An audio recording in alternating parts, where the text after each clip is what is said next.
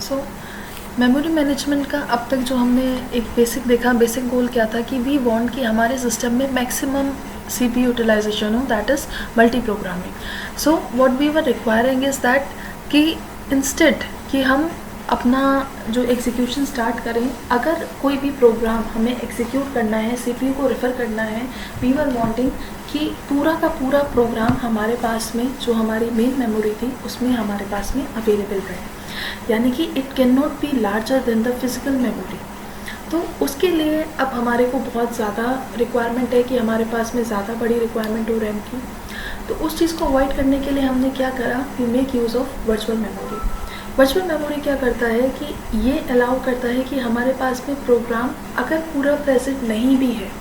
यानी कि जो हम एक व्यू लेकर के चल रहे थे कि CPU को एग्जीक्यूट करने के लिए किसी भी प्रोग्राम को पूरा प्रोग्राम हमारा जो मेन मेमोरी था, रैम था, उसमें होना चाहिए. तो हम क्या कह रहे हैं कि वर्चुअल मेमोरी की हेल्प से even if that program is not completely present in memory, we can allow its execution such that जो हमारा प्रोग्राम है वहाँ पर अब ऐसा कोई इशू नहीं है कि it cannot be large or it cannot be small. The program can be larger than the RAM. होता क्या है, जो हमारा वर्चुअल मेमोरी होता है, इट ये एब्स्ट्रैक्ट करता है जो हमारी फिज़िकल मेमोरी होता है into the uniform array of storage, जहाँ पर हम इजीली अपने डेटा को स्टोर कर सकते हैं. तो क्या करता है, वर्चुअल मेमोरी की हेल्प से जो हमने शेयरिंग का कंसेप्ट पढ़ा था मेमोरी में, by the help of IPC की जो प्रोसेस इंटर प्रोसेस कम्युनिकेशन होता है कि एक प्रोसेस अपने पास में वर्चुअल स्पेस को अटैच कर लेता है और दूसरा उसे रेफर कर लेता है by the help of shared memory. तो ये जो कंसेप्ट होता है ये हमारा इजीली फुलफिल हो जाता है. यानी कि एक प्रोग्राम की एबिलिटी, यानी कि सिस्टम की एबिलिटी कि वो एग्जीक्यूट कर पाए एक प्रोग्राम को when it is partially available in the memory, it is known as virtual memory का कंसेप्ट कि कैसे हमने अपने सिस्टम में उस व्यू को मेंटेन करा. सो इससे हमारे को बेनिफिट क्या मिले कि हमारे पास में एक कंस्ट्रेंट नहीं है कि हमारा पूरा program need to be in physical memory. जो हमारा रिसोर्सेज का रिक्वायरमेंट होता है, input output be it any resource, वो रिसोर्स रिक्वायरमेंट हमारा रिड्यूस हो गया. साथ ही साथ क्योंकि पूरा प्रोग्राम को, पूरे पेज को हमें एक बार में लोड करने की ज़रूरत नहीं है, तो जो हमारी मल्टी प्रोग्रामिंग की डिग्री थी वो हमारी मल्टी प्रोग्रामिंग की डिग्री इंक्रीज़ हो गई. यानी कि वर्चुअल मेमोरी को इम्प्लीमेंट करने के लिए we need a concept such that it allows कि हम पूरे प्रोग्राम को लोड ना करके सिर्फ कुछ पार्ट के ही प्रोग्राम को लोड करें. तो जो वर्चुअल मेमोरी होता है वो क्या करता है, बेसिकली सेपरेट कर रहा है हमारा लॉजिकल और फिज़िकल व्यू को जो यूज़र को अपेयर होता है. यूज़र को क्या लगता है कि यहाँ पर ना ही कोई फिज़िकल मेमोरी है ना ही कोई लॉजिकल मेमोरी है, उसने जो एड्रेस जनरेट करा वो उसे रेफ़र करके एज अ एक कंटिन्यूस सीक्वेंस में वो उसको व्यू करता है. बट होता क्या है कि हम क्या करते हैं, जो भी हमारे प्रोसेस स्टोर होते हैं, प्रोसेस का डेटा स्ट्रक्चर हमें पता है, it consist of stacks, data, heap and code, जो हमने 4 सेक्शंस में डिवाइड करा था. तो जो इन बिटवीन अवेलेबल स्पेस हमारे पास में होता है, that is the virtual address space in which the pages and resources are shared along with the shared libraries जो हम लिंकिंग के टाइम पर यूज़ करते हैं. तो ये जो हमारा कंसेप्ट है वर्चुअल मेमोरी का कि हम पूरे प्रोग्राम को ना लोड करके सिर्फ पार्शियली एग्जीक्यूट करें या पार्शियल प्रोग्राम को अपने फिज़िकल मेमोरी में लोड करें, ये जो टेक्निक है it is fulfilled by the help of demand paging. अब डिमांड पेजिंग क्या है, डिमांड पेजिंग एक ऐसी टेक्निक है दैट अलाउ करता है कि हम पूरे प्रोग्राम को ना स्टोर करके जितने प्रोग्राम की नीड है, जितने पेज की नीड है एक फ्रेम में स्टोर होने के लिए करेंटली, हम उतने फ्रेम को ही अवेलेबल कराएं. ये कंसेप्ट हमारा सिमिलर है पेजिंग के, बट विद अ व्यू कि प्रोसेस कब आएगा हमारे पास में, only when it is demanded. यानी कि उस प्रोसेस के सारे पेजेस लोड ना करके हम फ्रेम्स में सिर्फ उन पेजेस को लोड करेंगे that are required at the time of execution. यानी कि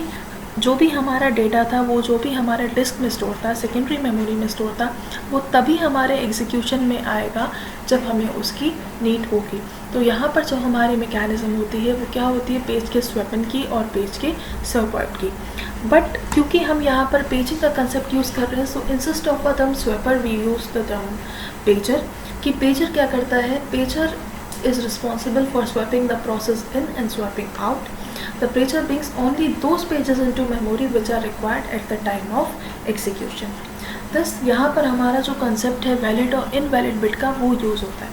वैलिड का मतलब क्या है कि जो भी पेज को हम रेफ़र कर रहे हैं वो हमारे पास में हमने उसका सही रेफरेंस जनरेट करा है और वो अभी हमारे पास में एग्जीक्यूशन के लिए रैम में अवेलेबल है। एंड साथ ही साथ इनवैलिड का मीनिंग क्या होता है कि जो पेज हम रेफ़र कर रहे हैं जो भी एड्रेस स्पेस यूज़र ने रेफ़र कराया है वो अभी करेंटली हमारे पास में डिस्क पर है, लेकिन हमारे रैम में एग्जीक्यूट करने के लिए नहीं है।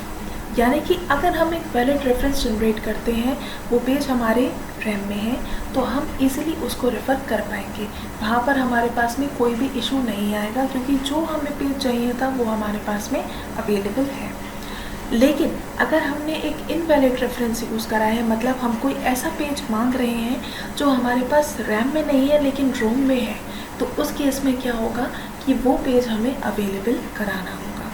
तो ये जो हमारी ओवरऑल वर्किंग होती है, ये हमारी क्या होती है, डिमांड पेजिंग होती है, जिसमें हम वैलिड और इनवैलिड के बेस्ड पर हम ये देखते हैं कि क्या हम पेज को रेफरेंस जनरेट कर सकते हैं या हम वो रेफरेंस जनरेट नहीं कर सकते हैं।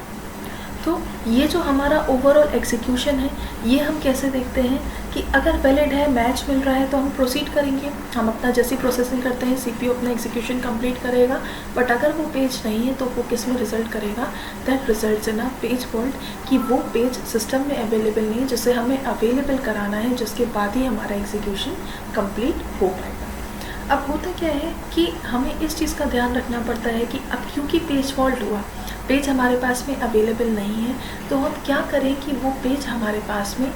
हमारा जो सेकेंडरी स्टोरेज था, जो हमारा डिस्क था, वहाँ से उठ करके कहाँ आ जाए, हमारे रैम में आ जाए, ताकि फॉर दैट इंस्टेंस हम उस पेज को ईजिली रेफ़र कर पाएँ। तो ये जो ओवरऑल मैकेनिज़्म है, ये जो हमारा ओवरऑल स्ट्रक्चर है कि जैसे हम रेफरेंस मेट करते हैं, वो हमारा 6 स्टेप्स का बेसिक प्रोसीजर होता है, 6 या 4 स्टेप्स कह सकते हैं। होता क्या है कि कोई भी प्रोसेस था, हमारा पेज टेबल में जो भी हमारे पास में डेटा था, जितने भी पेजेस थे, हम ये देखते थे कि वो हमारे कौन से फ्रेम पे हैं। हमने क्या करा, हमने एक प्रोसेस को लोड करा। जब हमने एक प्रोसेस को लोड करा, उसके लिए हमने क्या देखा कि हमने ओएस के पास में अगर वो हमारा रेफरेंस जो था वो अवेलेबल स्पेस का नहीं था, उसका पेज हमारे पास में अवेलेबल नहीं था, तो हमने ओएस को क्या भेजा, हमने ओएस को एक ट्रैप भेजा कि वो पेज हमारे पास में अवेलेबल नहीं है। तो ओएस क्या करेगा, सबसे पहले ओएस चेक करेगा प्रोसेस की पीसीबी में,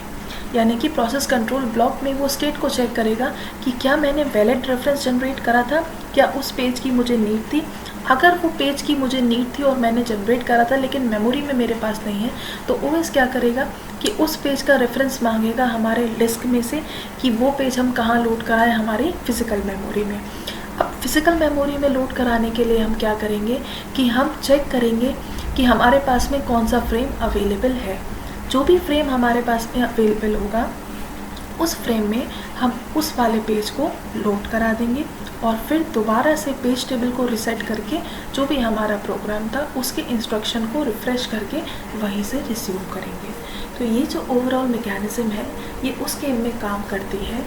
जब हमने इनवैलिड पेज के लिए रिक्वेस्ट करा है, यानी कि हमारे सिस्टम में पेज फॉल्ट की कंडीशन अगर हो रही है, तो उस केस में हमारा जो ये 6 to 7 स्टेप्स का प्रोसीजर है, ये हमारी वर्किंग में एग्जीक्यूट करता है, जहाँ पर हमें ये देखना होता है कि कैसे हम उस पेज को दोबारा से यूज़र के लिए अवेलेबल करा पाएंगे या फिर नहीं करा पाएंगे।